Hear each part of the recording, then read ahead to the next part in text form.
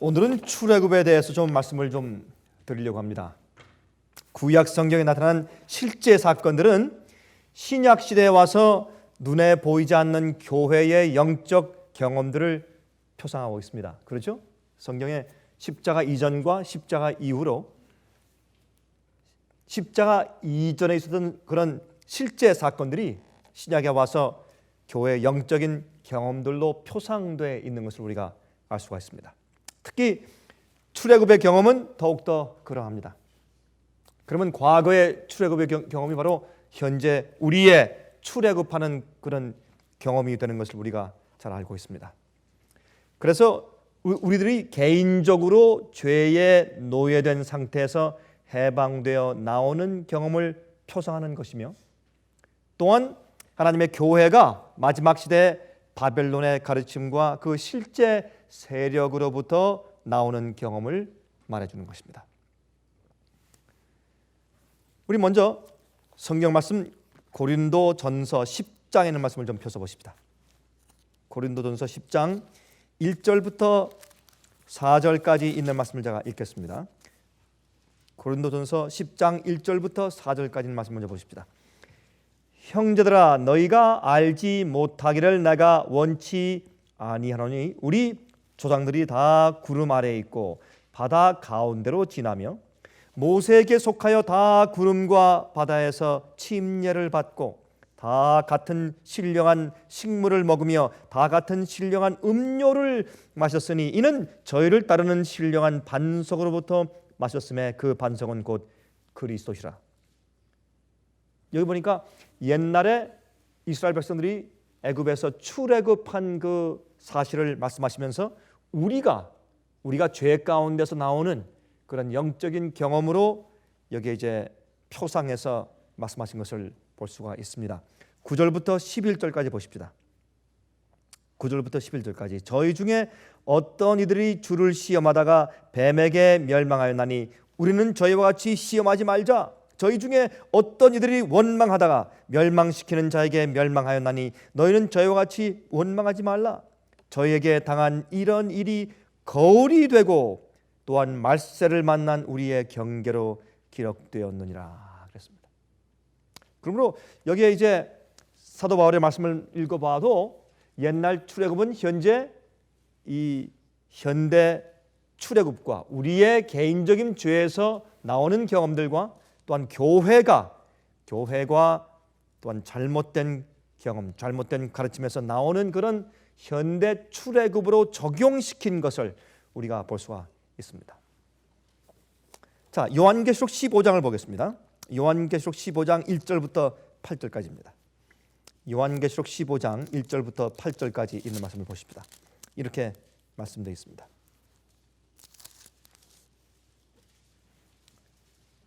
또 하늘에 크고 이상한 다른 이적을 보매 일곱 천사가 일곱 재앙을 가졌으니 곧 마지막 재앙이라. 하나님의 진노가 이것으로 마치리로다. 또 내가 보니 불이 섞인 유리바다 같은 것이 있고 짐승과 그 우상과 그의 이름의 수를 이기고 벗어난 자들이 유리바닷가에 서서 하나님의 검은 고를 가지고, 여기에 이제 짐승의 우상과 짐승의 이름의 수를 벗어난 자들이 했기 때문에 이것은 마지막 시대 교회의 경험이죠. 말세의 경험이죠.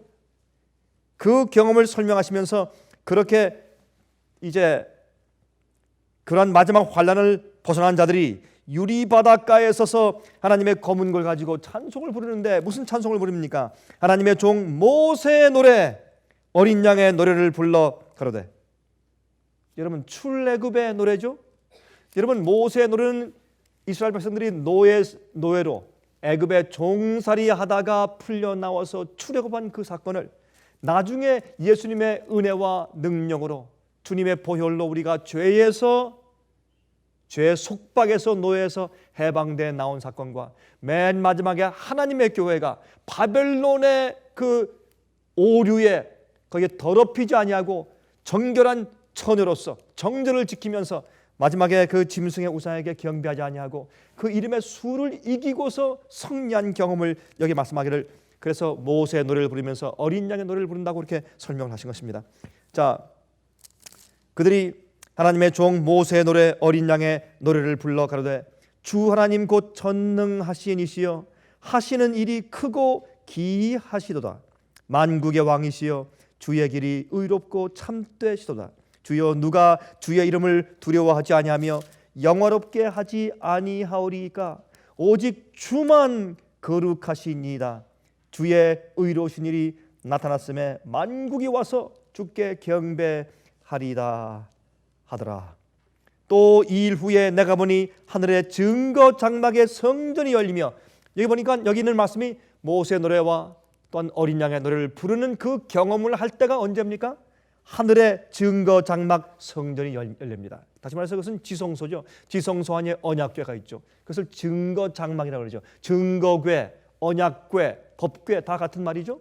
그래서 그 증거 장막의 성전이, 그것은 다시 말해서 지성소를 의미하는 것입니다. 지성소가 열리고 7 재앙을 가진 7 천사가 성전으로부터 나와 맑고 빛난 세마포 옷을 입고 가슴에 금띠를 띠고, 7 재앙이 어디에서 나옵니까? 지성소에서 나옵니다. 다시 말해서 거기에 심판이 있기 때문에, 거기에 주의 계명 앞에서 마지막으로 심판하기 때문에 그 지성소에서부터, 주님의 법이 있는 곳에서부터 어떻게 법을 범한 자들에게, 회개치 않고 죄를 버리지 아니한 자들에게 이제 심판이 나오고 7 재앙이 나오는 것을 우리가 볼 수 있습니다.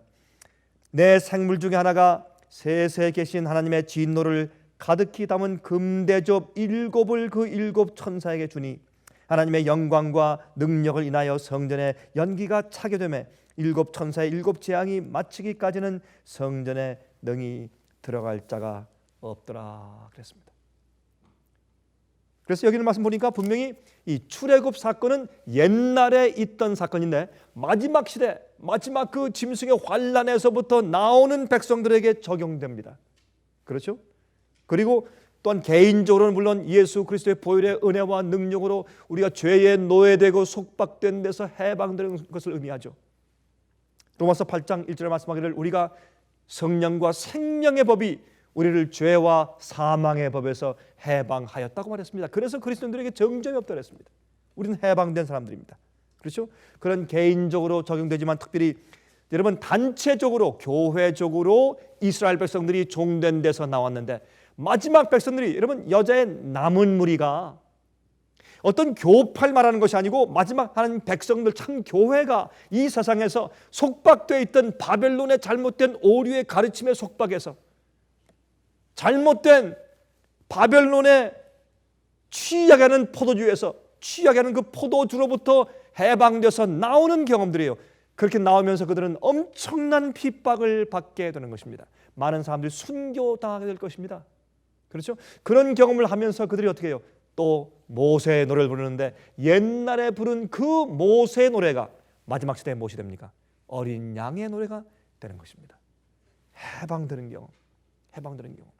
그래서 개인적으로 예수 그리스도의 피의 보혈의 은혜로 죄로부터 거듭나고 죄로부터 해방되는 경험이 없는 자들은 마지막 환란에서, 바벨론의 속박에서 해방되어 나올 수가 없는 것입니다. 그래서 여기 이제 우리 말씀을 보면 분명히 모세의 노래와 어린 양의 노래를 같이 이제 섞어서 설명하셨는데, 마지막 시대 이것은 14만 4천이 부르는 노래인데, 그들은 새 노래를 부른다고 요한계시록 14장에 말씀했지만 15장에 가서 그 새 노래 부르는 것을 모세의 노래와 어린 양의 노래라고 표현한 것이라 그 말입니다. 여러분 출애굽할 때 제일 먼저 모세가 어떤 일을 했습니까? 그가 하나님의 부르심을 받고 나서 제일 먼저 가서 무슨 일을 했습니까? 아론이 나와서 이제 모세를 중간에서 만났죠.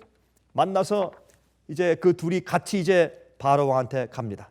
내 백성을 해방시켜서 내 보내달라고 이제 말을 하기 위해서 바로한테 가는데, 가기 전에 어떻게 했습니까? 그 교회 이스라엘 사람들의 장로들, 제일 우두머리 지도자들을 다 불러놓고 하나님께서 이제 어떤 일을 행하실 것에 대해서 설명을 합니다. 자, 먼저 우리 출애굽기 4장을 좀 펴서 보십시다. 자, 이제 출애굽 사건을 좀 찾아서 읽어보시면 이제 마지막 시대 모세 노래와 어린 양의 노래에 대해서 우리가 좀 이해할 수 있게 됩니다. 자, 출애굽기 4장 27절부터 31절까지 읽겠습니다. 이렇게 말씀되어 있습니다. 여호와께서 아론에게 이르시되 광야에 가서 모세를 맞으라 하시매 그가 가서 하나님의 산에서 모세를 만나 그에게 입맞추니, 다시 말해서 시인의 산까지 아론이 간 것입니다.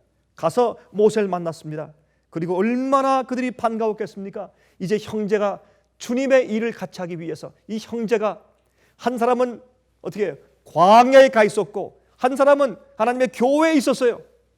근데 그 교회는 어떤 교회입니까? 애굽에게 속박되어서 노예살이 하던 교회예요. 영적으로 따지면 그렇죠? 그래서 그 노예살이하며 애굽의 속박 속에 있던 아론과 거기서 어떻게 해요? 도망가서 광야의 소리라든 침례 요한 같은 광야에서 지내던, 그러면서 거기서 누굴 보았습니까? 여러분, 교회 안에 있던 그 당시에 속박 가운데 있던 이스라엘 교회, 영적으로 말하면 이스라엘 그 당시 이 애굽에 종살이하던 그 노예 생활하던 그 교회 속에 있던 지도자 아론은 무엇을 못 봤습니까? 하나님의 임재를 못 봤습니다. 그러나 이제는 누가 광야 생활하던, 그렇죠? 교회에서 쫓겨난 것 같지만 광야 생활하던, 그러면서 조용히 광야에서 양을 치고 염소를 치면서 목동 생활을 한 것 같지만, 그러나 그런 생활을 통해서 세속적인 것을 다 씻어버리고 세상적인 교육을 다 씻어내버리고 하늘 교육을 받고 겸손하고 온유하게 된, 하나님을 뵐 수 있는 성품이 바뀌어진 모세가 시내산에서 올라가서 하나님을 뵙니다. 하나님을 만납니다. 그분의 임재를 보고 그분의 영광의 불빛을 봅니다. 셰키나 영광을 봅니다. 그분의 음성을 듣습니다. 그리고 그분의 부르심을 받습니다. 그리고 이제 무엇을 해야 할지에 대해서 분명한 분부하심과 명령을 듣습니다. 그래서 이제 무슨 일을 하며 또한 어떻게 해요? 지금 포로 잡혀있는 교회를 어떻게 해야 할지, 세상 임금 바벨론에 가서, 그 당시 애굽은 사실 바벨론이죠. 영적으로 바벨론에 가서 무슨 기별을 전해서 주의 백성들을 어떻게 끌고 나와야 할지에 대한 분명한 지시를 받습니다. 지금도 마찬가지일까요? 지금도 마찬가지입니다. 옛날 예수님께서 초림하셨을 때 침례 요한의 별명이 무엇입니까? 광야의 소리입니다. 왜 광야의 소리입니까? 예루살렘의 소리가 되었어야 할 텐데 광야의 소리가 되었습니다. 왜요? 교회에서 그를 설교하지 못하게 내쫓았기 때문에 광야의 소리가 된 것입니다. 여러분, 이런 사건들은 항상 기독교 역사에서 항상 계속해서 반복되어 온 것을 알 수 있습니다. 지금도 마찬가지입니까? 지금도 마찬가지입니다. 그래서 여기 보면 아론이 나와서 모세를 이제 맞이합니다. 28절, 모세가 여호와께서 자기에게 부탁하여 보내신 모든 말씀과 여호와께서 자기에게 명하신 모든 이적을 아론에게 고하니라. 이것이 무엇입니까? 주님께서 역사하시는 놀라운 역사, 성령의 역사, 참된 이적을 고합니다. 그렇죠? 우리에게 그렇게 적용된다고 말입니다. 모세와 아론이 가서 이스라엘 자손의 모든 장로를 모으고, 그러므로 하나님의 참된 진리를 아는 사람들이, 바벨론의 포도주에 취해 있지 아니한 사람들이, 그러한 남은 자들이 하나님의 계명을 지키며 예수의 증거를 가지고 있고 예수의 믿음을 가진 사람들이 어떻게 합니까?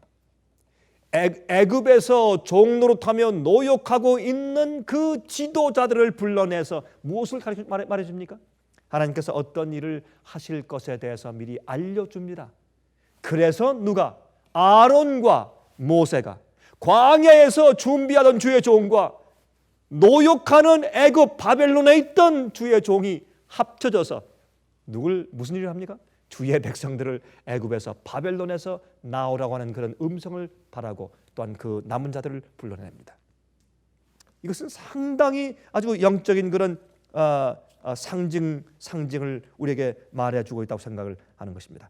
그래서 그들이 아론이 여호와께서 모세에게 명하신 모든 말씀을 전하고 백성 앞에서 이적을 행하니, 다시 말해서 모세와 아론이 가서 이스라엘 자손의 모든 장로들을 다 모으고 비밀리 회의를 했겠죠.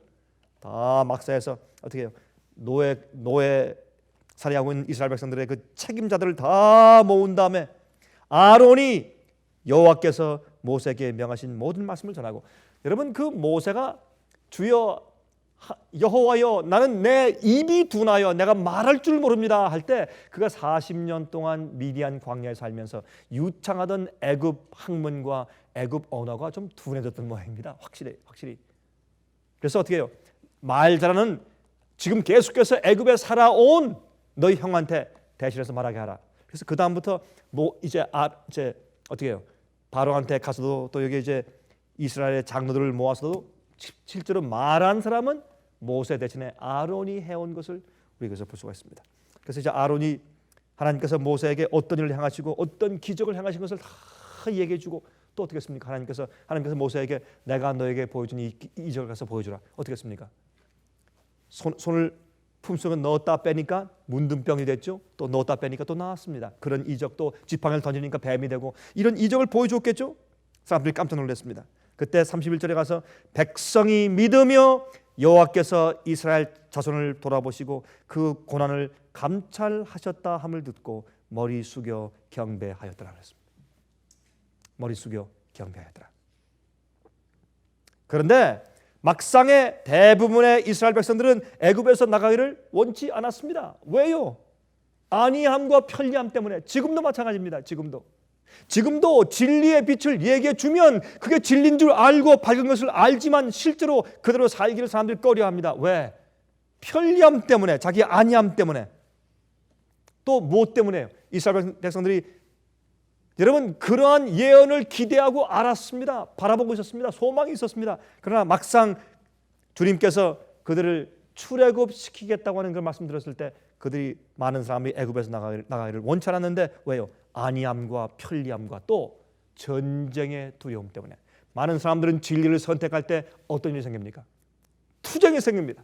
진리는 투쟁을 불러옵니다. 그것이 두려워서 많은 사람들은 진리를 위해서 자기가 속해 있는 오류, 자기가 속해 있는 죄의 습관들, 자기가 속해 있는 잘못된 그런 입장에서 나가기를 두려워하는 것입니다. 옛날 대부분의 이스라엘 백성들이 애굽에서 나가기를 두려워한 것처럼 그런 똑같은 것입니다. 전쟁에 대한 두려움 때문에 그랬습니다. 또한 여행에 대한 두려움 때문에, 광야로 갈 때 여행에 대한 두려움 때문입니다. 그들이 종살이하기 때문에 이 종살이하는 데서 주님을 구해 주십시오라고 간구하면서 그들이 간절히 원했지만은 그러나 막상 나가려고 할 때 그들이 두려운 것입니다. 그들의 안이함을, 여러분 종살이에서도 아무리 종살이지만 자기가 자는 침대가 있고 자기가 밥하는 부엌이 있고 먹는 음식이 있고 덮는 이불이 있습니다. 또 살고 있는 조그만 오두막 집이 있어요. 그래서 아무리 불편해도 그런 것들은 자기에게 익숙하게 만드는 것입니다. 마찬가지입니다. 그래서 오류와 잘못된 데서, 죄의 습관에서, 악에서 나오는 것은 굉장한 용기가 필요합니다. 결단력이 필요합니다. 많은 사람들은 하늘을 바라보고 하늘에 가기를 원하지만은 하늘 문턱에서 서성거리다가 멸망당하는 것입니다. 왜요? 좁은 길로 가는 것은 선택이 필요하고 과감한 그런 자기의 헌신이 필요하기 때문에 그렇습니다. 그래서 주님께서 어떻게 했습니까? 주님께서 그래서 이스라엘 백성들을 불러내기 위해서, 물론 애굽에 심판하신 것이지만 이스라엘 백성들이 지겨워서 나가자, 주님 좀 내보내 주십시오라고 말할 수 있게 하기 위해서 열 재앙을 내렸습니다. 열 재앙을 내림으로 그들이 지겨워서 이제는 애굽에서 나가고 싶은 생각이 들어간 것입니다. 그래서 열 재앙 가운데 첫 번째, 두 번째, 세 번째 세 재앙들은 어떻게 해요? 고센 땅과 애굽 땅 모두에게 있었습니다. 이스라엘 백성들에게도 다 같이 첫 번째, 두 번째, 세 번째 재앙을 다 당하게 하셨습니다. 그리고 네 번째 재앙부터는 고센 땅에 재앙이 없었습니다. 주님께서 보호하고 막으셨습니다. 여러분 이것은 참 흥미있는 얘기죠. 마지막 시대 요한계시록에 보니까 마지막 시대 재앙은 몇 개입니까?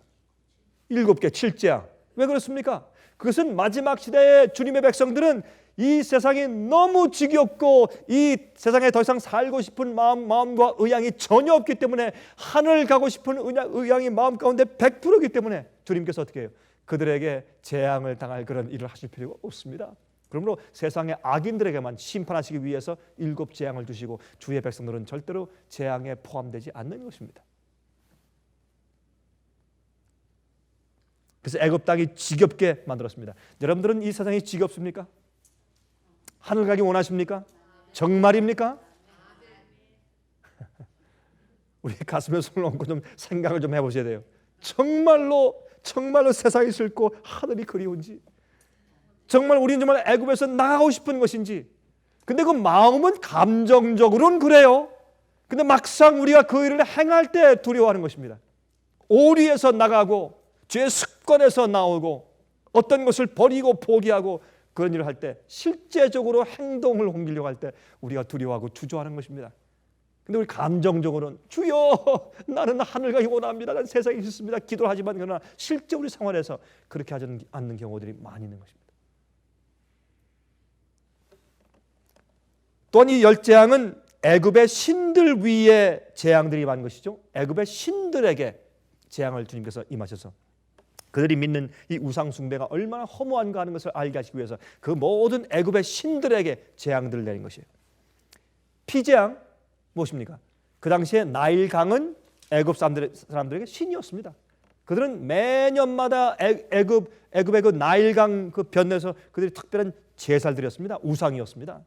그 나일강 때문에 그들이 농사를 지을 수 있었습니다. 그래서 그것을 그들이 아주 신처럼 모셨습니다.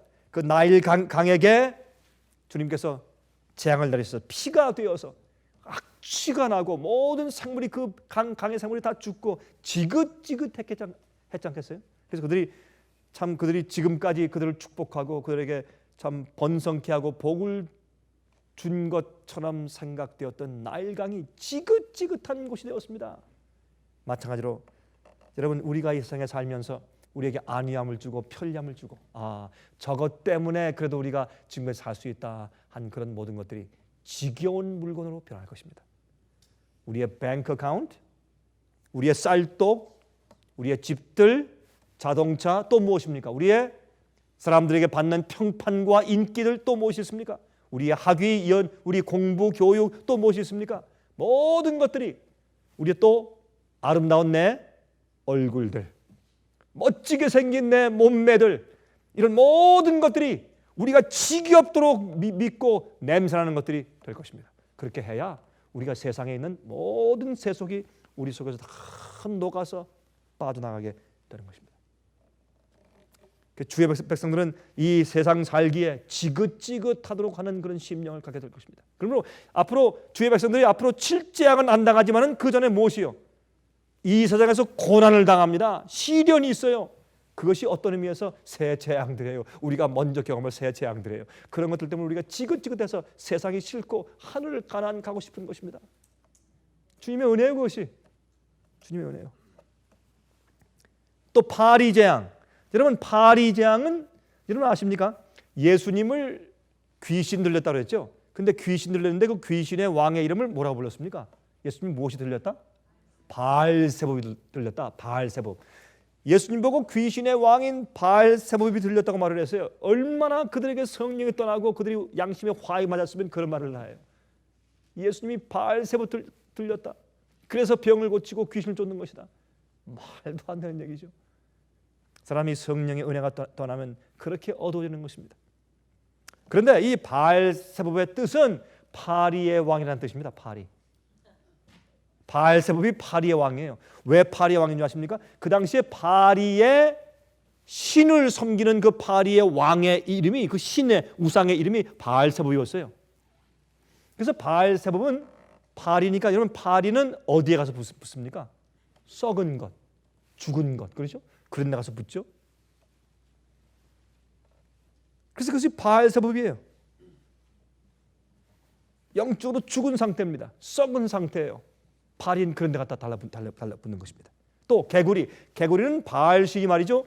낮에는 햇빛으로 이 땅을 비추고 축복하는데 밤에는 그것이 옛날 고대인들은 해가 바닷속으로 빠진다고 생각을 했죠. 바닷속에 들어가서 밤에 이 태양신이 무엇으로 변한다고요? 개구리나 아니면 물고기로 변한다고 했습니다. 그래서 사실은 개구리는 밤에 바알신의 일종이라고 믿은 것입니다. 그래서 그런 모든 신들에게 하나님께서 무엇을 주십니까? 재앙을 주어서 그들이 지금까지 믿고 신뢰하고 그들에게 축복을 주는 것 같았던 그 애굽의 신들에게 하나님께서 큰 재앙을 내리시고 심판을 내리시고 누가 세상을 주관하고 누가 그들의 세계를 주관하시는 하나님이신지 알게 하신 것입니다. 근데 여기 또 한 가지 재밌는 것이 있어요. 이재앙과 가축재앙. 가축재앙 다음에 독종이 있는 재앙이, 독종재앙이 있어요. 그렇죠? 독종. 그것은 뭐냐면 가축들에게 생긴 악질들이 나중에 사람에게 옮아와서 독종이 됩니다. 그 재앙이에요. 그래서 악질로, 여러분 출애굽기 9장 보면 악질로 가축들이 다 죽었습니다. 애굽의 동물들이, 가축들이 다 죽었어요. 그런데 고센 땅에 있는 이스라엘 백성들의 가축들은 단 한 마리도 죽지 않았다고 성경은 말하고 있어요. 근데 가축들에게 무엇이 나서, 악질이 나서 병이 생겨서 다 죽었어요. 근데 나중에 그 병이 생긴 그 병이 사람의 몸에 옮아서 독종이 생겼어요. 여러분 지금 그런 일이 지금 있습니까? 우리 시대에 있습니다. 그렇죠? 이것은 무엇을 의미합니까? 예수께서 이 땅에 오시는 마지막 시대가 되었다는 징조입니다. 마지막에 지금 똑같은 일들이 벌어졌습니다. 그래서 애굽의 숫자들이 다 독종에 걸려서 나오지 못하다고 했습니다. 지금은 조류 독감의 시대예요. 동물들에게 있던 그런 인플루엔자가, 동물들에게 있던 독감이 나중에 어떻게 해요? 동물들에게서 사람으로 뛰고 사람에서 사람으로 옮기고. 이것이 무엇입니까? 조류 독감 아닙니까? 이게 올 것인가 안 올 것인가? 이것 때문에 수천만 명이 죽을 것이다 앞으로. 근데 그 사람들이 이런 일들이 올 것인가 안 올 것인가 아니라 반드시 올 수밖에 없는데 수천만 명이 앞으로 죽을 것인데 이 일이 언제 올 것인가가 문제지 이것이 올 것인가 안 올 것인가 문제가 아니라라고 과학자들이 다 말하는 것을 우리가 너무나 잘 알고 있습니다. 마지막 열째 재앙이 내릴 때 주님께서 무엇을 주십니까? 피할 길을 주세요. 그래서 마지막 시대도 마찬가지고 옛날도 마찬가지예요. 옛날 애굽 때 출애굽 당시에 있던 모든 일들은 마지막 시대 그대로 영적으로 반복되고 있어요. 우리 생애 가운데 개인적으로, 교회적으로 반복돼요. 세상에 반복돼요. 그래서 여러분 열째 재앙 때 피할 길 주신 것이 뭐예요? 영원한 복음이에요. 그렇죠? 주님께서 양을 잡게 하시고 그 양의 피를 어디에 바르게 하셨습니까? 문설주와 임방에 바르게 하십니다. 피가 있는 집에 심판의 천사가 넘어갔어요. 넘어간다고 해서 패스오버, 유월절이에요. 심판이 넘어가요. 피가 발라져 있기 때문에. 그래서 마지막 시대 어떻게 합니까? 요한계시록 13장에 마지막 시대 짐승의 환란에 대한 예언이 등장하고 14장에 그 환란 가운데서 짐승의 표를 받지 아니하고 하나님의 이름과 어린 양의 이름이 그들의 이마에 기록된 14만 4천이 등장하는데 그 14만 4천이 등장하면서 그런 사람들을 만드는 마지막 시대의 그 기별을 얘기하면서 첫 번째 천사가 날아가는데 어떤 기별이 있습니까? 영원한 복음을 가지고 있어요. 마지막에 그 애굽에서 나와서 그 애굽의 바벨론에 떨어지는 7 재앙을 받지 않게 불러내는 그런 주님께서 피할 길 주시는 것이 있는데 그것이 영원한 복음이에요.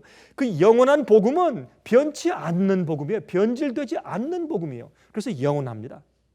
그 변질되지 아니한 복음 때문에 사람들이 재앙을 받지 않습니다. 그 영원한 변질되지 않은 참된 그 복음을 거절할 때 무엇이 됩니까? 교회가 바벨론에 빠지는 것입니다. 여러분 복음을 잘못 알고 참된 복음을 거절하면 무엇이 들어옵니까? 잘못된 복음이 들어옵니다. 잘못된 복음이 들어오면 마귀의 영이 들어옵니다. 악령이 들어옵니다. 그래서 가증한 새들이 모이는 곳이 되고 또한 귀신의 처소가 되었다고 그렇게 바벨론을 말하고 있는 것입니다. 그런 경험을 하게 됩니다. 여러분 출애굽기 12장 11절 보시면 보세요. 너희는 그것을 이렇게 먹을지니 무엇입니까? 양고기를. 6월절 날 제일 첫 번째 6월절이 언제입니까? 출애굽할 때 아닙니까? 그래서 출애굽기 12장 11절 말씀하기를 너희는 그것을 이렇게 먹을지니 허리에 띠를 띠고 발에 신을 신고 손에 지팡이를 잡고 급히 먹으라. 이것이 여호와의 6월절이야. 이게 무슨 말입니까?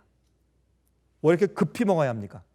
허리에 띠를 띠고 신을 신고 손에 지팡이를 가지고 이게 무슨 말입니까? 허리에 띠를 띠고 이것은 외출할 옷을 다 입었다고 말입니다. 그러니까 띠를 띠죠. 옷 안 입고 빨가벗은 상태에서 띠를 띠는 사람 있습니까? 없습니다. 옷을 다 입었다고 말입니다.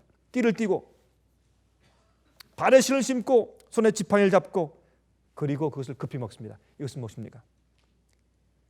나가라! 내 백성아, 거기서 나와! 그 죄에 참여하지 말고 그 받을 재앙을 받지 말라라는 음성이 들릴 때, 출애굽의 음성이 들릴 때, 모세의 음성이 들릴 때 그들이 급히 먹던 것을 놓아두고 급히 뛰어나올 수 있는 자세와 태도로 먹으라. 그게 유월절 양을 먹는 것입니다. 출애굽은 그렇게 했습니다. 지금 우리는, 여러분 보실래요?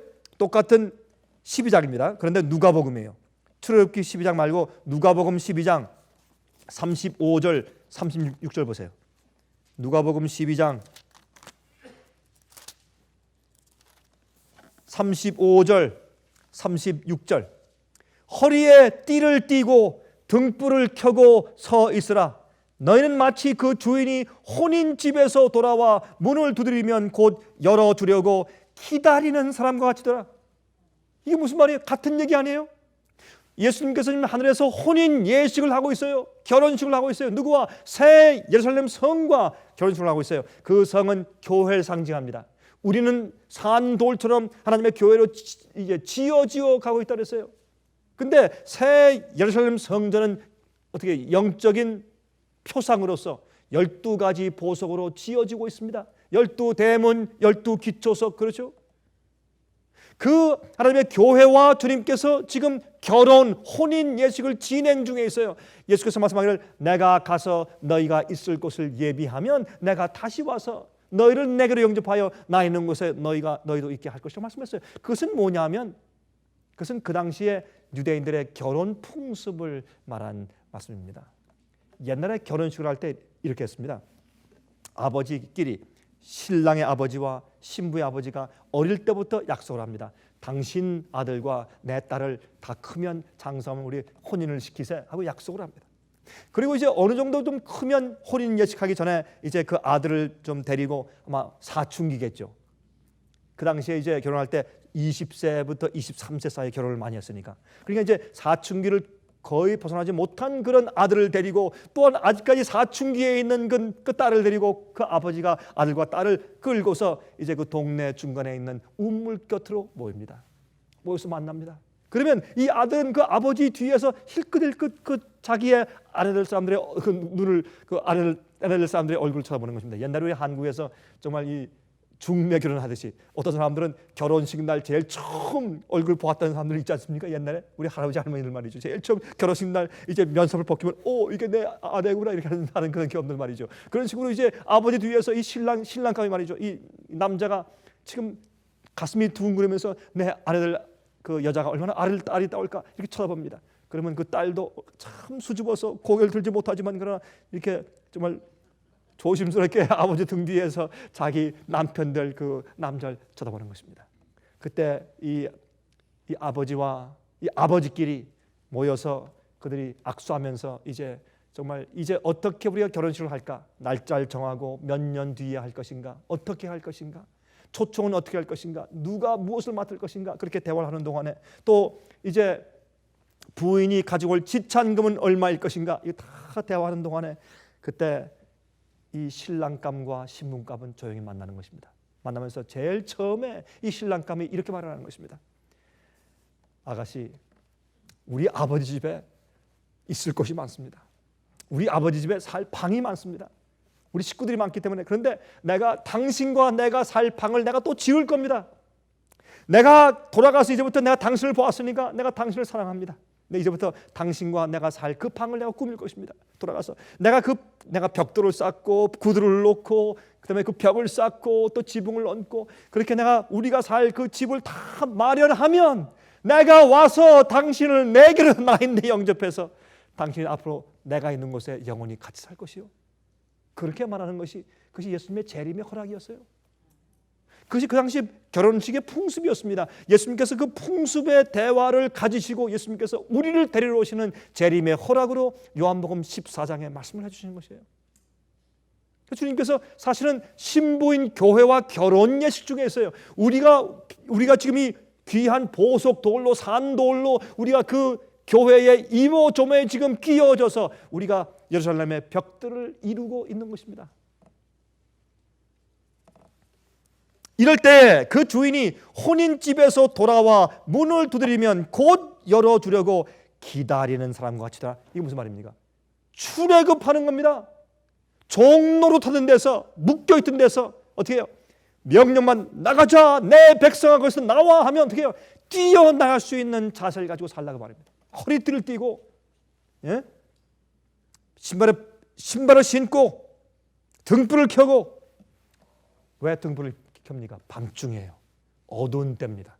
진리에 대한 오해가 있는 때예요. 오류의 때입니다. 바벨론의 포도주로 사람들이 취해 있는 때요.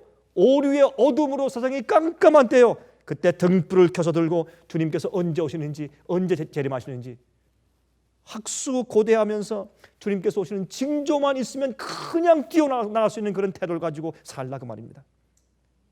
여러분, 옛날에 6월절 음식을 먹던 출애굽 시대하고 똑같지 않습니까? 내용이. 또 여러분, 출애굽기 12장 15절, 출애굽기 12장 15절 말씀하기를 너희는 7일 동안 무교를 먹을지니 그 첫날의 누룩을 너희 집에서 제하라. 무릇 첫날부터 7일까지 유교병을 먹는 자는 이스라엘에서 끊쳐질 것이라 그랬어요. 이게 무슨 말입니까? 죄를 제하는 것입니다. 우리 생활 가운데서 죄를 저하는 것입니다. 너희 집에서 첫날의 누룩을 너희 집에서 다 제하라, 없애라. 이것은 죄 짓는 일을, 모든 죄 지은 것들과 죄 짓는 일들을 우리의 생애와 마음속에서 전부 다 빼내고 없앨 것에 대해서 말씀하신 것입니다. 누룩은 죄를 상징합니다. 그걸 다 빼내서 누룩을 넣지 않은 무교병을 먹습니다. 유교병, 누룩이 있는 떡을 먹는 자는 이스라엘에서 끊쳐질 것이라. 죄를 아직도 품고 죄를 짓고 있는 자들은 이 출애굽에 참석할 수 없다고 성경은 말씀을 했습니다. 이것도 마지막 세대 표상이죠. 우리는 지금 지성소 시대에 살고 있습니다. 지성소에서는 죄가 없어지고 사함받고 도말받는 시간입니다. 여러분, 그래서 성소 제도 가운데 제일 먼저 나오는 것이 무엇입니까? 성소 제도 가운데서 제일 먼저 나오는, 레위기서 1장에 제일 먼저 등장하는 것이 무엇입니까? 번제입니다. 번제. 번제는 무엇입니까? 우리의 거듭남을 상징합니다. 죄에서 참된 용서받는 우리의 경험을 상징합니다. 그러면 번제를 어떻게 드리는 것입니까? 번제는 죄인이 와서 그 양의 머리 위에 손을 얹습니다. 죄가 그 양에게 전가됩니다. 그 양의 목을 땁니다. 그래서 그 양을 죽입니다. 그 다음에 그 양의 가죽을 벗깁니다. 그것은 죄인이 주님이시여 나의 의는 참 썩은 것 같이, 나의 의는 헌옷 같아서 다 필요가 없습니다. 하나님께 용납될 수가 없습니다. 주여, 내가 내 의의 옷을 벗사오니 예수 그리스도의 완전한 의의 옷을 내게 입혀주십시오. 그런 뜻입니다. 그 다음에 그것도 모자라서 그 양의 배를 가릅니다. 위에서부터 아래까지 쭉 가릅니다. 그리고 벌려서 그 안에 있는 오장육부를 전부 다 떼어서 냅니다. 그리고 물에 씻는 것입니다. 물에 씻는 것은, 물은 주의 말씀을 상징합니다. 물에 씻어서 우리의 잘못된 생애를 개혁하고 고치는 것입니다. 진리대로 살기 위해서 잘못된 옛 생애를 용서받은 것뿐만이 아니라 주의 진리로 씻어서 주의 말씀과 진리대로 살기 위해서 정결케 되는 것입니다. 그리고 또 어떻게 해요? 그건 무슨 뜻입니까? 주님이시여, 혹시 내가 주님께 회개하고 고백했지만 아직도 내 체내와 내 생각과 내 의식 구조 가운데 아직도 남아있는 죄가 있으면 주님이시여, 주님 다 내 마음과 양심과 생각을 살피셔서 가져가십시오. 내 생각을 살피셔서 내 마음의 뜻과 내 생각과 내 묵상이, 내가 묵상하는 모든 것들이, 명상하는 생각까지도 다 주 앞에 연락되기를 내가 바랍니다. 그것이 번제입니다. 여러분, 그러므로 출애굽하는 사람들은 죄를 자기 생애와 마음 가운데서 전부 다 제거하고 버리고 회개치 않는 자들은 출애굽할 수가 없습니다.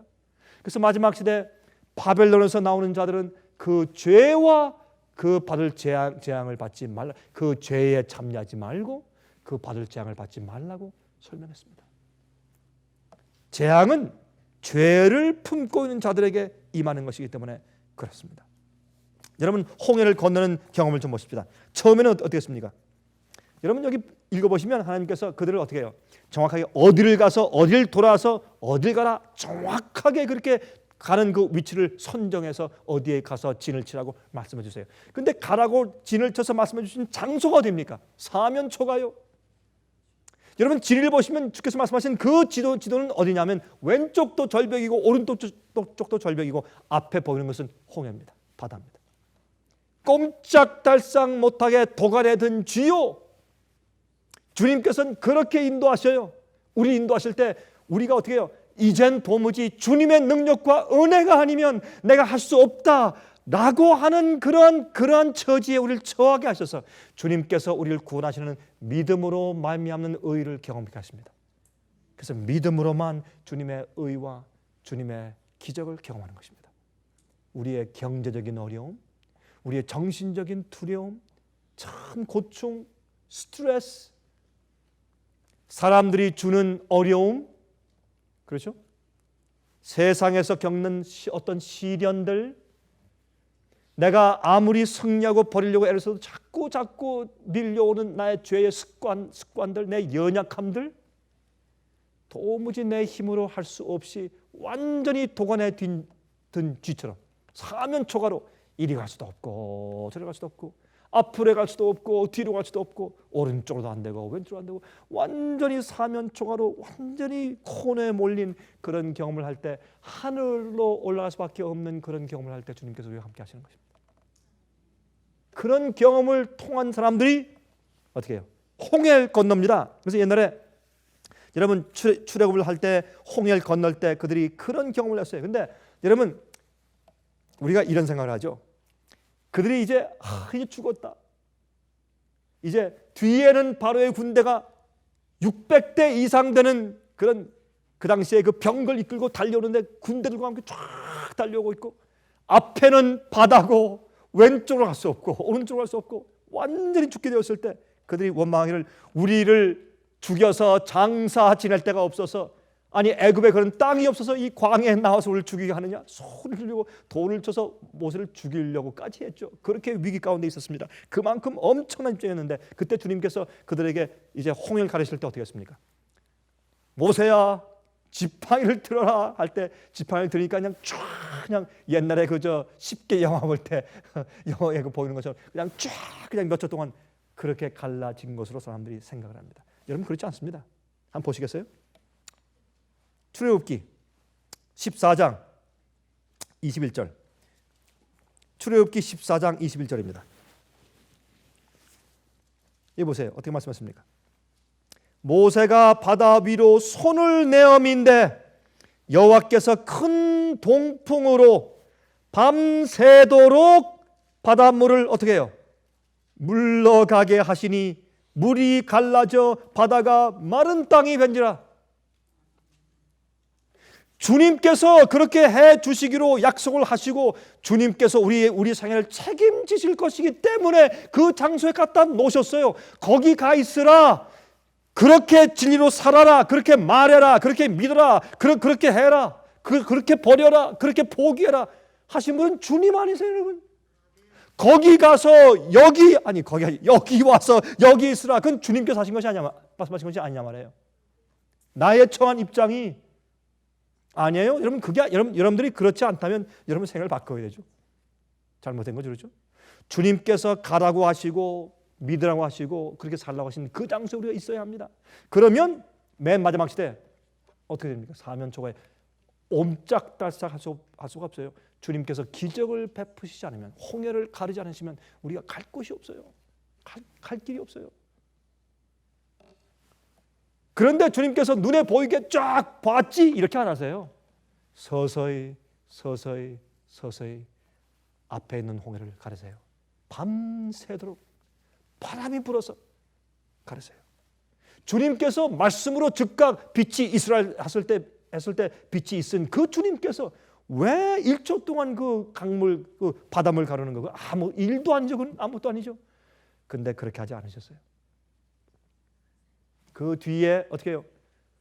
구름 기둥이 뒤로 가서 바로 군대를 막아버리고 그 위에서 그 뒤에는 깜깜했고 그 밤 동안에 불기둥이 그들에게 있어서 이스라엘 백성들은 환한 대낮같이 있었어요.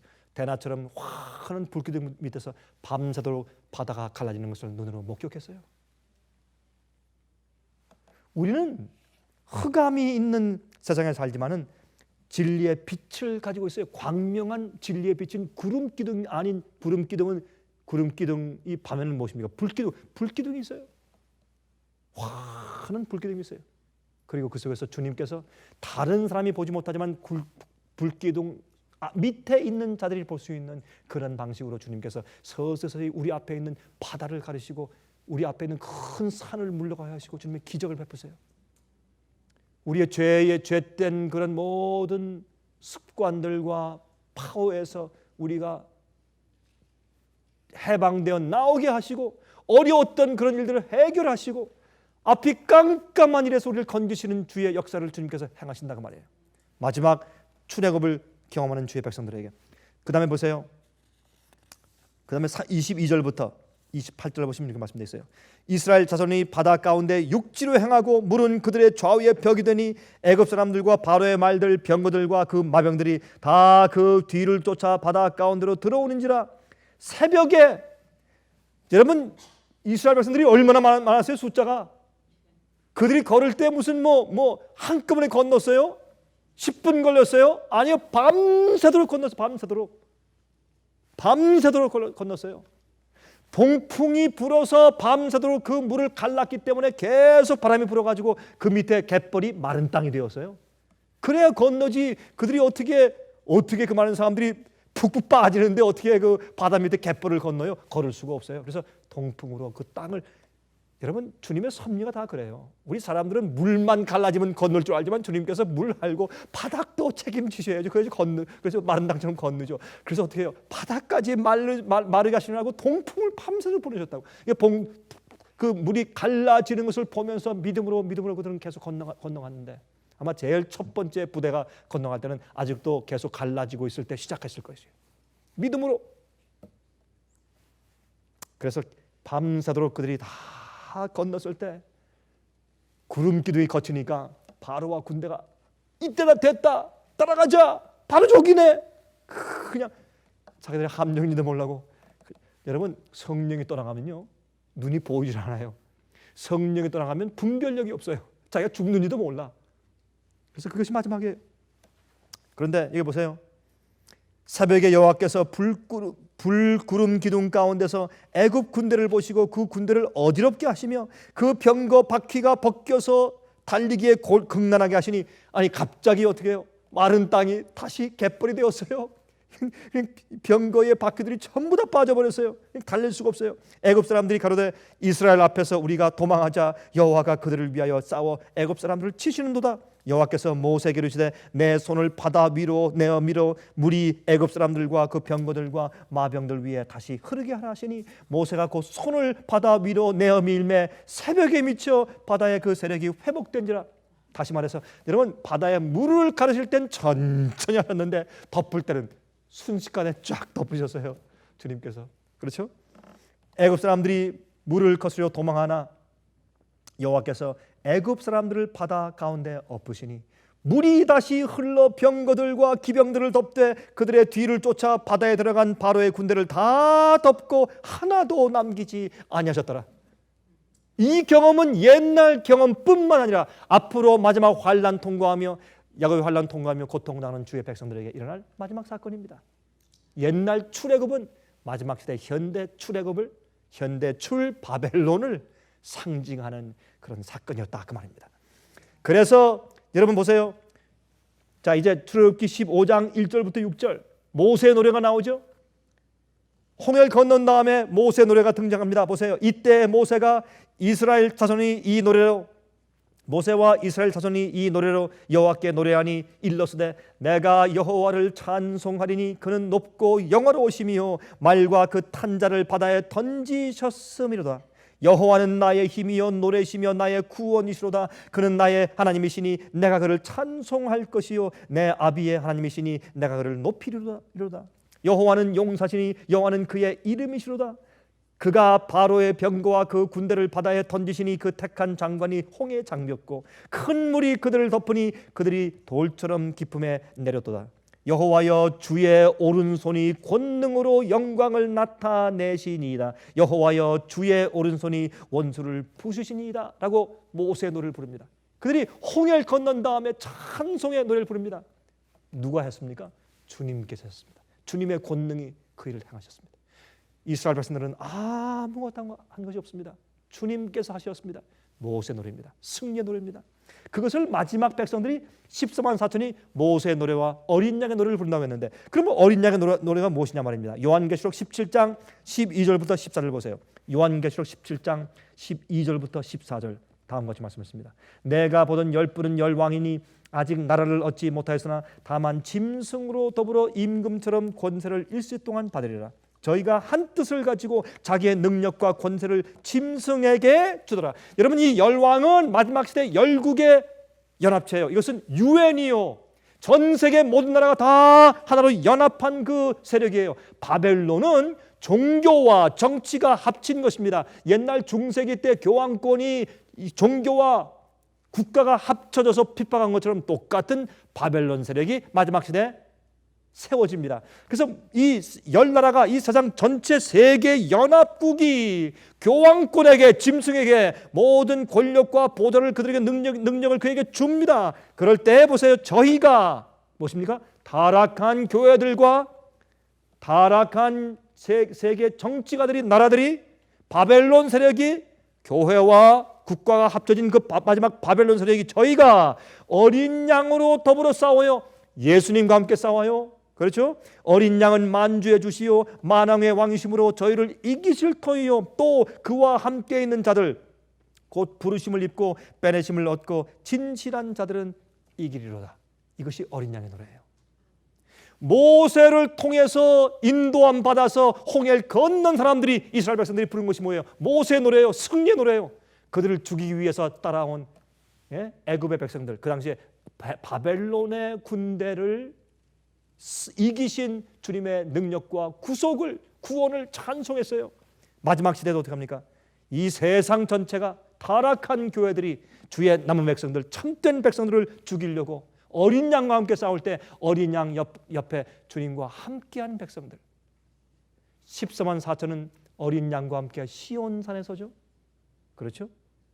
예수의 성품을 닮은 자들, 그들 입에 괴울함이 없고 거짓이 없고 간사함이 없고 하나님의 보좌 앞에서 흠이 없는 백성들, 누룩이 없는 사람들, 죄를 회개하고 고백하고 버렸을 때 자기 마음과 양심 속에 숨은 죄악들이 없는 사람들, 정결케 된 사람들, 증거 장막이 열렸을 때 주님의 계명 앞에 설 수 있는 백성들, 깨끗해진 백성들, 그 백성들이 어린 양과 함께 섰을 때 주님께서 어떻게 해요? 그들을 보호하시는 것입니다. 어린 양이 저희를 이기실 터이요 또 그와 함께 있는 자들 곧 부르심을 입고 빼내심을 얻고 진실한 자들은 이길 것이로다. 여러분, 그러므로 왕의 잔치에 참여했을 때 예복이 있어요. 결혼식 예복이 있어야 합니다.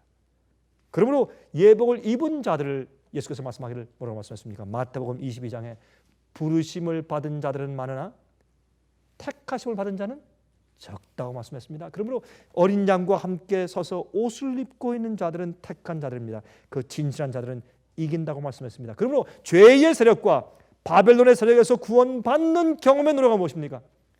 모세 노래와 어린 양의 노래입니다. 옛날 이스라엘 백성들이 출애굽한 경험은 여러분과 제가 앞으로 경험하고 지금 벌써부터 경험해 나가야 할 그런 노래입니다. 모세 노래와 어린 양의 노래입니다. 하나님의 남은 교회는 현대 출애굽의 경험을 통과해야 합니다. 여러분들은 누룩이 없는 생활 사십니까? 어린 양과 함께 서서 싸우십니까? 주님께서 가라고 하시는 곳에 우직하게 가서 섰을 때 정말 사면초가 앞이 깜깜한 그런 경험을 하십니까? 그럴 때 주님께서 우리와 함께 계시고, 우리가 안전한 이유가 어디 있습니까? 많이 가졌기 때문에요? 똑똑해서요? 많이 배웠기 때문에? 아닙니다. 주님께서 분부하신 대로 살기 때문에 안전한 것입니다. 그런 자들에게 기적이 생깁니다. 현대 출애굽을 경험하도록 하십시다. 우리 아버지, 우리를 인도해 주시옵소서.